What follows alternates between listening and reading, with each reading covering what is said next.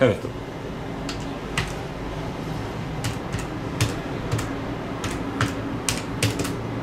Yani sebebi sadece Türkiye tek değildir. Türkiye'nin de ekonomi durumu zaten belli, enflasyon iyi değil. Siyasi gelişmeler her an her şeyi değiştirebilir. Fakat dünya ile de alakalıdır. Misal Trump sabah kalkar bir şey söyler, altın yükselir. Yani onu kestirmek çok mümkün değil. Sadece Türkiye ile alakalı değil. Dünyayı ilgilendiren bir durumdur bu altın yükselişi. Altın her zaman yükselir. Yani genellikle bu son yıllarda hep yükseliyor. Valla her yükseldiğinde genellikle durgunluk yaşanıyor. Genellikle yükselişlerde elinde altın olanlar bozduruyor. Tekrar bir iniş bekliyor. İnişten sonra tekrar ben alırım, kar ederim diye. Bazıları tabii bozdurunca pişman oluyor. Bir daha aynı şekilde alamaz. İniş bekliyor, iniş olmuyor. Genellikle yatırımcılar böyle sürprizlerle de karşılaşıyor. Ama yani 3 ileri diyelim bir geri oluyor. Genellikle yükselişler böyledir. Türkiye'deki ekonomistlere baktığında hepsi durgunluk falan oluyor diyorlar fakat genellikle kimse tam bilmiyor, tam kestiremiyor. Hep yükseliyor. Şimdi yıl başından bu yana ele alırsak birçok kez uzmanlar, bu ekonomistler diyordu ki altın artık yükselmez diyorlardı. Fakat hep yükseldi. Ara ara böyle birkaç puan geri geldi. Diyelim ki 5 geldi, 2 puan geri geldi, millet diyor ki düşüş oldu. O düşüş değil ki. 5 puan geldi üstüne 2 puan düştü. Bir süre bekledikten sonra bakıyorsun ki birkaç puan daha geldi üstüne. Yani hep yükseliştedir aslında altın. Bizim gibi esnaf çok böyle yatırım tavsiyesi yapamaz fakat altın son kaç yılı baz aldığında yani makul bir yatırım aracıymış. Arsalarla, gayrimenkul işte dairelerle falan eşit seviyede gitmiştir. Hatta bazı yerlerde daha fazla yükselmiş.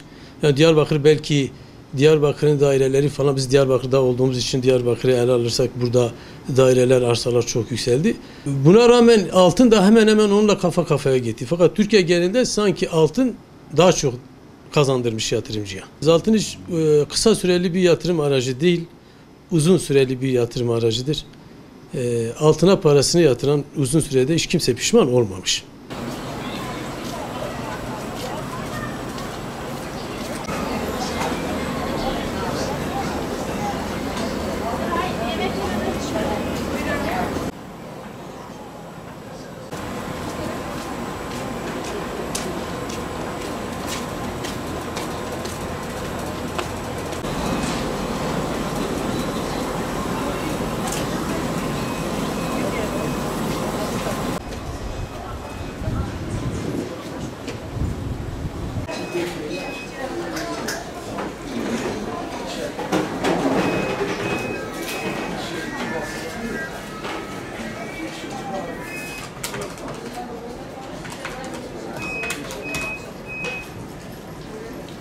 Altın yani yaklaşık olarak hemen hemen 5 yıldır aralıksız dediğiniz gibi yükseliyor. Yani öyle görünüyor, günün koşulları yükselmesini daha da destekliyor ve yükselecek.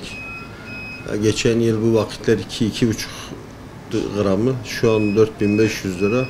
Yani seneye 7.000-8.000 görürsek şaşırmayalım. Biraz daha uzun vadede 10 milyon, 20 milyon yani yönü açıktır. Çünkü niye? 1970'lerde Amerika doları altın karşılığı basıyordu. O karşılıksız para basmaya başladı. Şu an bastığı paranın haddi hesabı yoktur. Devletler de, uluslar da altına yatırım yapıyor. Ve altın her halükarda enflasyona karşı alım gücünü koruyor. Aslında yükselmiyor, alım gücünü koruyor yani kendini koruyor.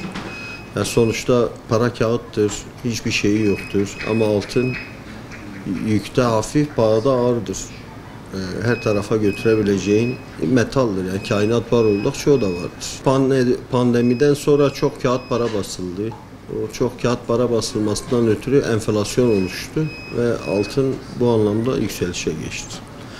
Artı mesela son birkaç yıldır dünyadaki savaşlar onlar da buna etken oluyor yani ya.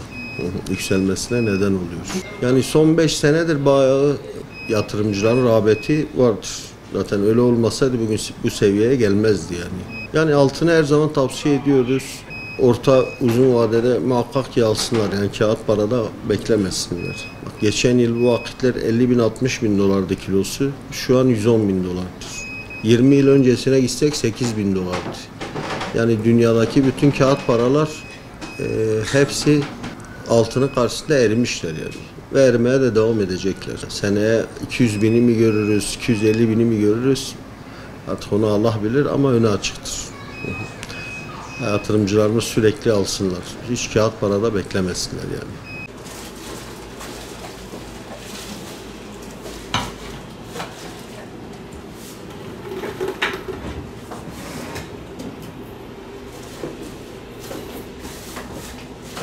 Yani şöyle bir şey var, iş görür mü abi? Neden?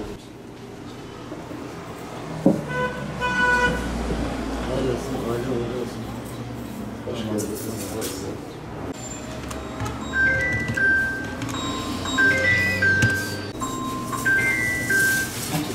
Alo.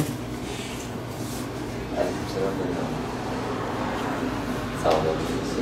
Ons aynı şekilde yükseldikçe altının da yükselişine sebep oluyor. Ama dolar bazına vurarsak altın da yüksektir. Bu da ister istemez savaş etkenidir. Altının etkeni de savaşa bağlıdır. Altında yatırımı uzun süreli iyidir, zararı yoktur. Yatırım olarak altın tavsiye ederim. Altın almaları da tavsiye ederiz. Altın aldıkça değeri artar. Kar da olurlar, bir zararı da yoktur. Altın yükseldikçe ister istemez alan da olur, bozan da olur. Hani almalarını tavsiye ederiz, yükseliyor altın habire. Altın da kısa vade tavsiye etmem, uzun süre olursa olabilir. Altının değeri arttıkça karınız oluşur. Altın mantıklıdır ticaret kalemi olarak. Altın tavsiye ederim uzun vadeli bir şekilde.